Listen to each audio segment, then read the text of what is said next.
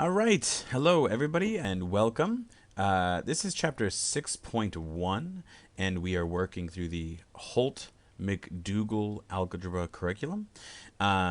This is the first video in the series on chapter 6, and it is dealing with systems of linear equations.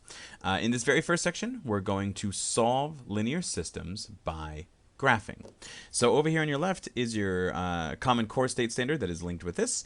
It is solve systems of linear equations exactly and approximately with example with graphs, focusing on pairs of linear equations in two variables. And really this will be the standard that we're pushing for most of chapter 6.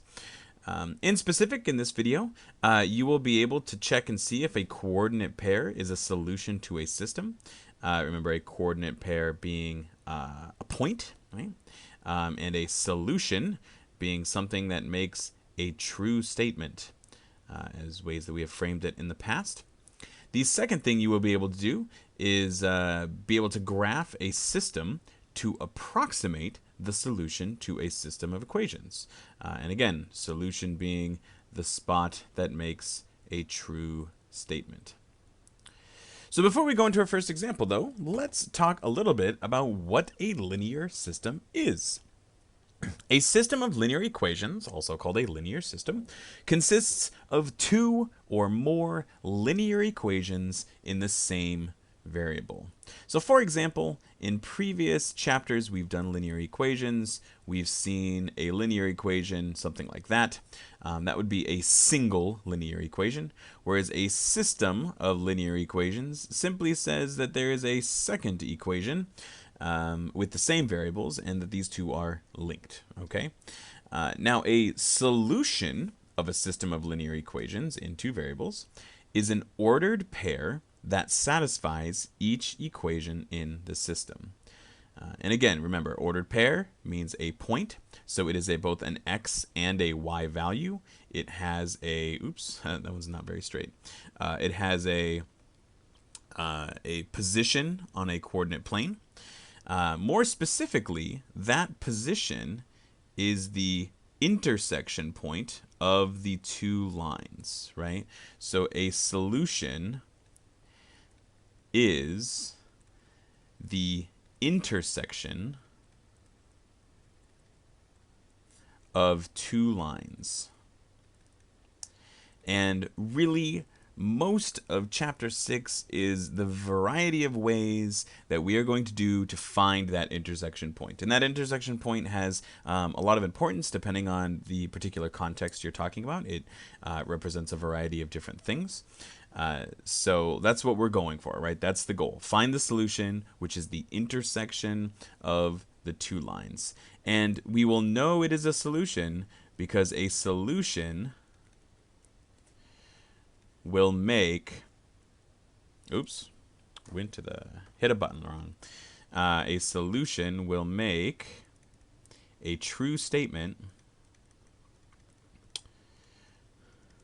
when substituted into both equations. And what that means is if we were to take a point that we suspect is the solution and we were to substitute it in for the x and y variables, we should end up with a true statement where the left-hand side of the equation equals the right-hand side of the equation. So let's actually take a look at that in an example. So use the graph on the right to check if the intersection is a solution to the system. So over here we have a graph that looks like it's been drawn by a 4-year-old. It hasn't, I promise. It was just me learning to use my new tablet. So here we have two equations, 3x minus 2y equals 5. That's that equation there. And that's the one with the positive slope. And then this one with the negative slope is x plus 2y equals 7. And this point where they intersect is the point 3, 2. So what we're going to do is algebraically check to see if that point 3, 2 is actually a solution. And the way that we do that is to substitute into each equation. Because when I do that, I should end up with a true statement on both of the equations. So let's go ahead and check it out. So there's my 0.32. Let's take this first equation first. We're going to replace the x with 3 and get 3 plus 2 times 2 equals 7. So that's 3 plus 4 equals 7, which is 7 equals 7. That's a true statement, right? It is true that 7 equals 7. So this one works for this particular line. Now, it'll be a solution if it works for both, right? We need to check both because it's not a solution if it works for one but not the other.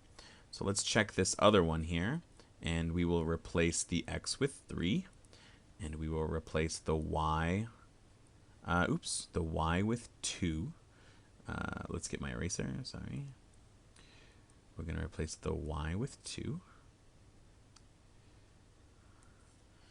And we end up with 3 times 3 minus 2 times 2, and that should equal 5. So that's 9 minus 4 equals 5, which is 5 equals 5. And that checks out, because that is a true statement. So the point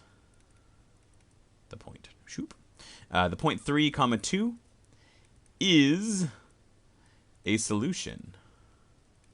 Well, what happened here? To the system. Because it checked out true for both of the equations. All right, and that's everything I have for this first video. You'll want to go back to your Canvas lesson, and there is a problem for you to give a try.